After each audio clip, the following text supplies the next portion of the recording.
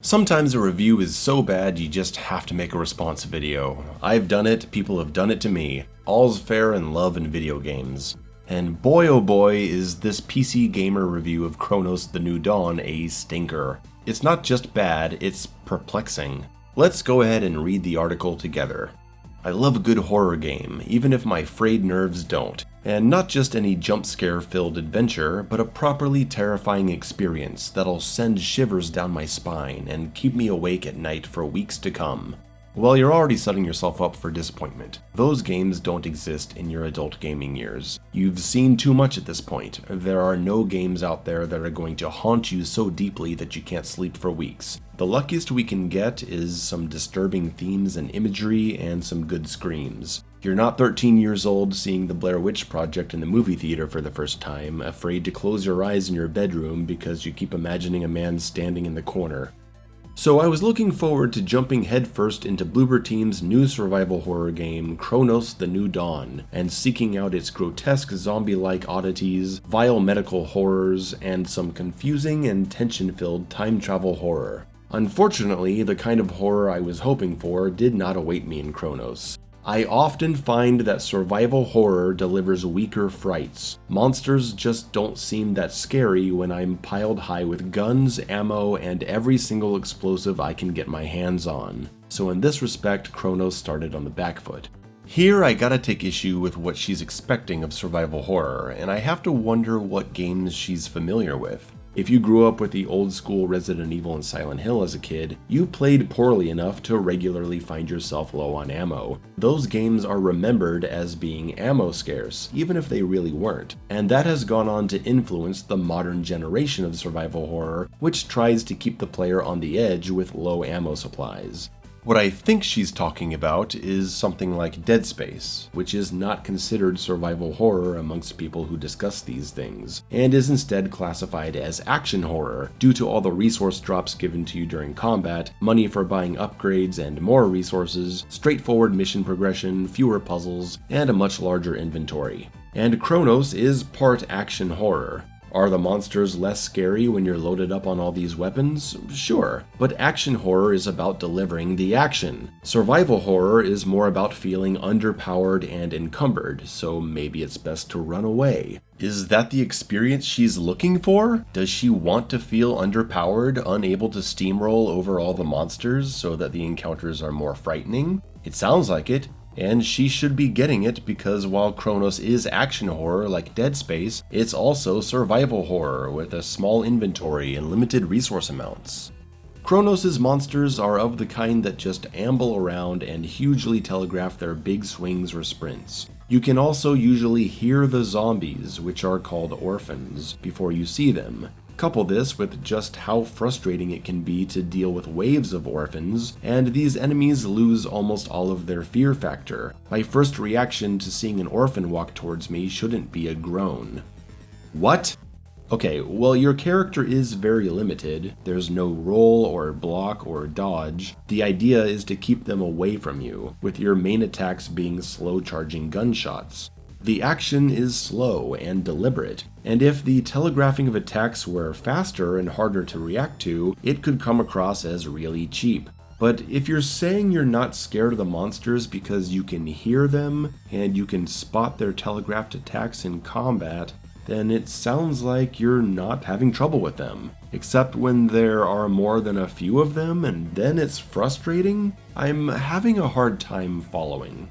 What can make these encounters frustrating, however, are the game's checkpoints. CRONOS autosaves so often that sometimes it can mire you in impossible situations. I ran into several instances where I got killed just after a checkpoint and then respawned right where I died, with my health just as low as before. This meant I'd die to one hit when I came back, trapping me in an endless loop of falling to the same enemy over and over. The only way forward is to reload an earlier point and go at it again completely fresh. You'd better hope you remembered to make regular manual saves. Oh god, where do we even start? First, yes, you should be manually saving. That's why there's a save station in every safe room. And this is survival horror, right? A genre founded on hard saves and no checkpoints. It's been like this for 30 years. Why would you not be manually saving in a survival horror game? If there's a checkpoint that leaves you in a bad situation, you can reload a manual save to play back to that point. That's a good thing. Imagine if there were no manual saves. There'd be no way out of this, except to play the game better. I don't understand the situation she's describing here. Is she saying that the checkpoint reloading would literally spawn her right next to an enemy that was attacking her with inescapable damage, so she was caught in a death loop? If so, she should be very specific about that, because I'm inclined to believe she was simply reloading into an area with an enemy she was struggling with and kept dying.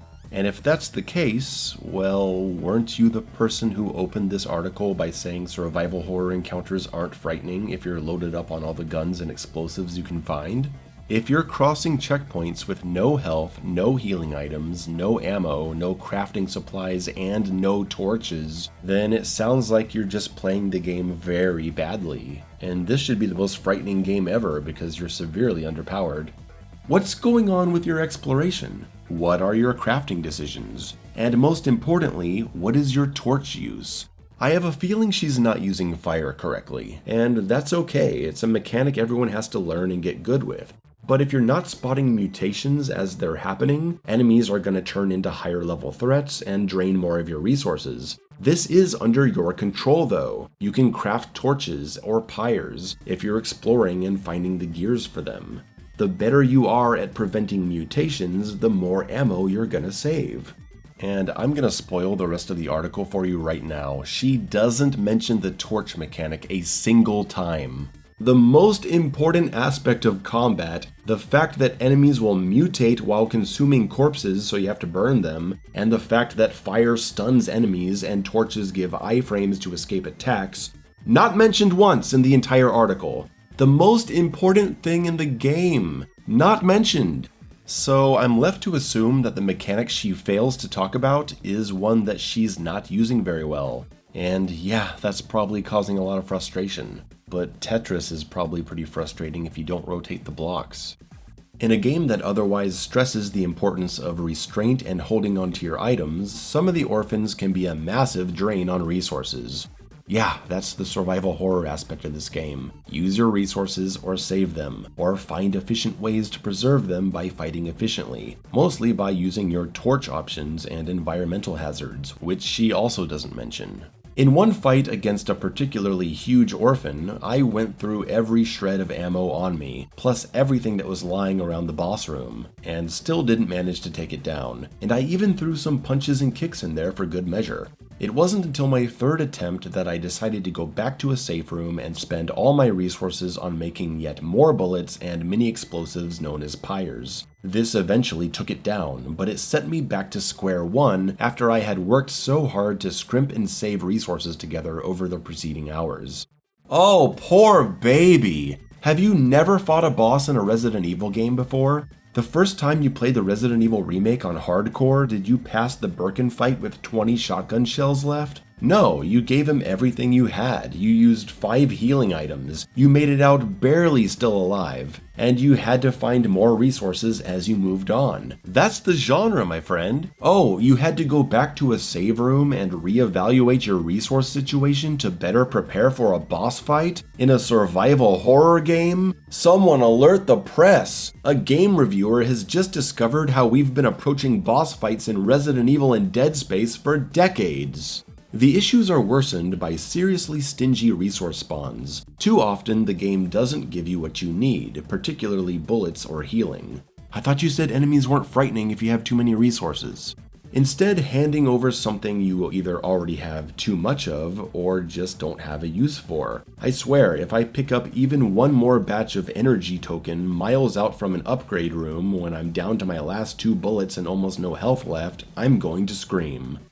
If you're exploring, you'll find ammo. If you kill enemies, they have a chance to drop ammo. You have crafting supplies to make ammo. And you could have been buying a lot more ammo and crafting supplies at the safe rooms. Maybe you're investing too much in upgrades when you need more resources. Maybe your aim sucks. Maybe you should be meleeing more in stun states to save ammo. Maybe you should have upgraded inventory space more so you can hold another weapon type. Maybe you should reload a save and play a section better to carry more resources into the next room. Maybe you should be using torches and pyres to stop mutations. There are so many solutions to these problems, solutions that fans of survival horror games love to discover. We love the decision-making process under pressure. A true fan of survival horror loves nothing more than to make it out of the exact situation you're complaining about, down to your last 2 bullets and almost no health. That's the rush, the fight to come back. Combat in CRONOS feels grating at times. I felt like I was almost always either cheesing my way through packs of orphans by the skin of my teeth in an effort to save precious resources, or forced to spend everything I had just to take one big guy down. Okay. But then sometimes I found myself blasting through enemies with ease without having to use too much ammo at all. The difficulty level of encounters just didn't seem consistent enough for me to ever get a read on the situation at hand. They're called incidental combat encounters. They're found all over RE4 and 5 and the Dead Space games. Sometimes fights are really challenging, and other times they're mild. You're looking for consistency when that is not what these games should ever be offering. Skipping ahead a bit, then there's the gravity boots, which you pick up about halfway through the game. These are so much fun to use, allowing you to walk on designated paths up walls and on ceilings while jumping across huge craters from one launch pad to another. Navigating these areas is so intuitive that it really becomes second nature despite the unusual movement. But it's not just about traversal. These short moments of solving puzzles also gave me enough room to truly take in the world around me. I found myself sitting back at times and just enjoying seeing the landscape of Noahuta from a new perspective. I loved it all so much it had me wishing CRONOS was a survival puzzle game rather than survival horror. Yeah, we got that. It sounds like you are not a fan of survival horror at all. You don't know how to play them, and you don't understand what people like about them. You want a game where you can walk around spooky environments and solve puzzles and occasionally shoot a zombie. If your favorite part of the game was the linear hopping around gravity pads, then this game just wasn't for you. Why is someone who doesn't like survival horror games reviewing this? It's not a YouTube channel of one personality like my channel, it's a gaming journalism site with a staff. There's no one there that likes survival horror? I struggle with this sometimes as a one-man operation because people want me to review games they like and they end up being something that just isn't what I personally enjoy. And I gotta try to express my issues that way instead of saying it's bad just because it's not for me. But if you have a team of people, give it to someone who likes this kind of thing, because CRONOS is really well made and doesn't deserve an article written in such a shitty dismissive attitude by someone who doesn't even like the genre. It's like if I made a Dark Souls review. I'm not into Souls games, why would I make an official review of one and give it a score?